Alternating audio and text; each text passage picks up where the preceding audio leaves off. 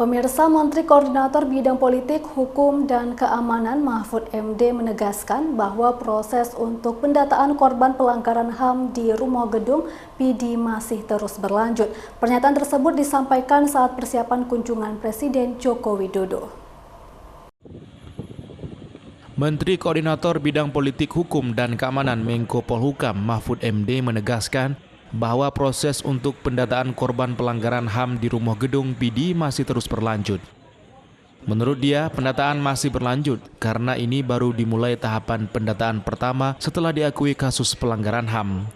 Mahfud mengatakan untuk data korban pelanggar HAM berat lainnya akan menyusul dan pendataan tersebut belum ditentukan batas waktunya. Data korban yang diterima baru dimulai tahap 1, itu berdasarkan laporan dari Komnas HAM yang sudah divalidasi tim.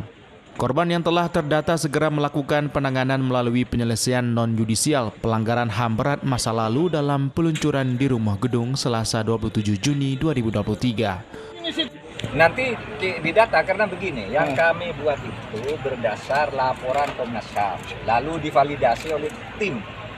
Nah, itu aja dulu. Tapi Pak, yang lain-lain nanti. Informasinya sampai bulan 12. Seperti apa, Pak? Hah? Informasinya sampai bulan 12 itu diregistrasi. Yang apa? Yang untuk korban yang belum terdata sampai hari ini? Enggak, itu tahap pertama. Oh, belum selesai kan nanti di tentang non-judicial gimana, Pak? apa? Penanganannya melalui non-judicial. Itu seperti apa, Pak? Ya ini non-judicial.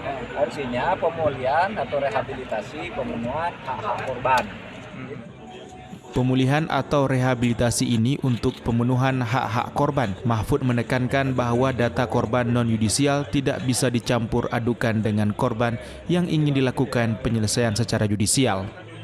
Menurutnya, data korban tidak digantikan antara non-yudisial dengan yudisial, serta tidak diganggu karena memang proses penyelesaiannya berbeda.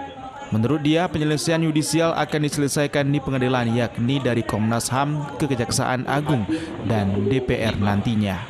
Dari Kabupaten PD, Jamal Pangwa, iNews melaporkan.